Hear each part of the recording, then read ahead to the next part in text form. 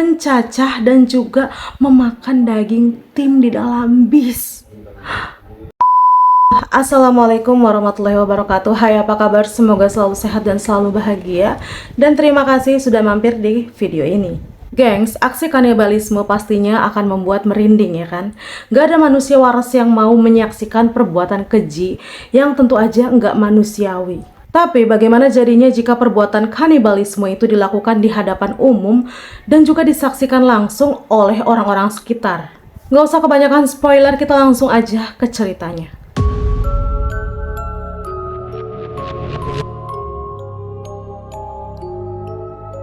Seorang pria imigran asal China bernama Wei Guangli yang kala itu berusia 40 tahun. Ia adalah mantan penjaga gereja dan programmer komputer dan ia berimigrasi dari Tiongkok ke Kanada pada tahun 2001. Lee memiliki istri yang bekerja sebagai pelayan di sebuah restoran China di kota Winnipeg, Kanada.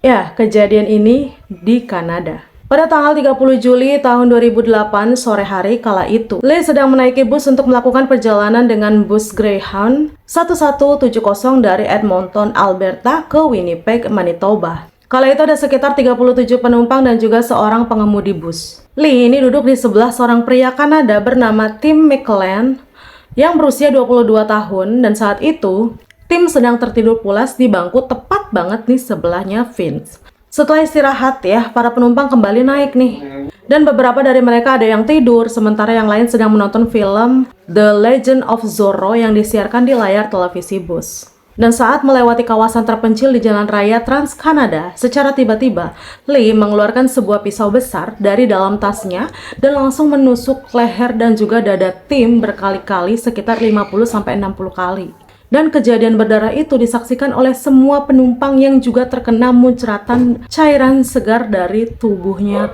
Tim.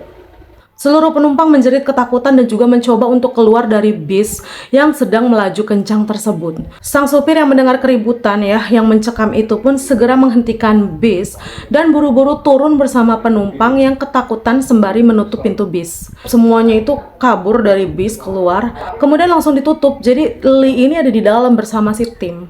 Kemudian sopir bus juga nggak lupa menghubungi kepolisian. Dan sambil menunggu polisi datang, sang supir dan para penumpang lain yang berada di luar bis juga berusaha menahan Lee agar tidak kabur dari dalam bis. Sementara itu, Lee ini masih asik nih mencacah dan juga memakan daging Tim di dalam bis. Sambil menunggu polisi ya, seorang penumpang dan juga seorang sopir bis yang itu ya, yang bis tersebut, dan juga sopir truk yang lain nih yang tiba-tiba dia lewat, jadi dia mampir gitu, berhenti, bukan mampir sih tapi berhenti karena banyak rame-rame, jadi ya sopir truk itu juga ikut berhenti.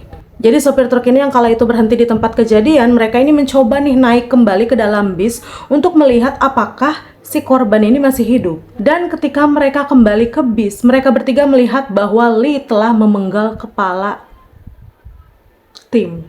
Bahkan beberapa bagian tubuhnya Tim ini telah dipisah-pisahkan sambil memakan daging Tim. Ya aku merinding banget sumpah, kayak gak kebayang gak sih?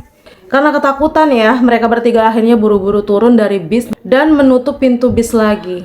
Lee dengan tenang ini berjalan ke depan, jadi masih di dalam bis ya. Ini dia sambil nenteng kepala di tangannya dan juga pisau. Dengan tenang menatap ke orang-orang sekitar ya, orang-orang sekitar, dan menjatuhkan kepalanya Tim. Singkat cerita, saat polisi datang mereka mendapati banyaknya potongan tubuh yang sudah berceceran di dalam bis. Lalu kemudian polisi mengamankan Lee yang kala itu hendak kabur setelah memecahkan kaca. Kemudian Lee juga digiring ke kantor polisi setempat. Bahkan saat ditangkap, polisi juga menemukan potongan telinga, hidung, bahkan lidah Tim yang berada di dalam saku Lee. Pengen muntah aku sumpah, ya Allah, tega banget. Sementara ya di lokasi kejadian ya, para penumpang bis tersebut banyak yang muntah-muntah dan juga menangis usai menyaksikan kejadian berdarah tersebut. Dan juga dilaporkan bahwa banyak penumpang yang mengalami trauma bahkan gangguan psikis. Usai ditangkap dan juga diinterogasi, ia mengaku bahwa dirinya mendapati bisikan dari Tuhan untuk menghilangkan nyawa, memisah-misahkan dan juga memakan daging pria yang ada di sebelahnya tersebut. Lee juga mengaku bahwa ia yakin kalau pria yang dibunuhnya tersebut adalah alien yang harus dilenyapkan. Ini kayaknya sakit jiwa deh kayaknya si Lee ini. Pernyataan Lee yang dianggap tidak masuk akal ini menggiring opini bahwa dirinya menderita gangguan mental. Hal ini kemudian dibenarkan oleh salah seorang temannya Lee yang menyatakan bahwa pria itu sebenarnya menderita skizofrenia atau penyakit yang bisa membuat orang menjadi sering berhalusinasi, tapi Lee tidak pernah mendapatkan pertolongan profesional dan justru malah seringnya dianggap aneh, jadi nggak disembuhin, tapi kayak dikucilkan kayak gitu loh. Sejak ditangkap polisi, Lee banyak membisu. Dia diam, dia menolak bicara dengan penuntut dan pengacara yang ditunjuk pengadilan. Bahkan saat di pengadilan, ketika hakim bertanya apakah dia menginginkan pengacara, Lee menganggukkan kepalanya dan dengan pelan, ia berkata, "Tolong bunuh saya." Usai menjalani persidangan, akhirnya Lee terbebas dari jeratan hukum setelah ia diyakini mengalami gangguan kejiwaan. Pria itu lalu dirujuk untuk menjalankan program rehabilitasi mental selama 7 tahun.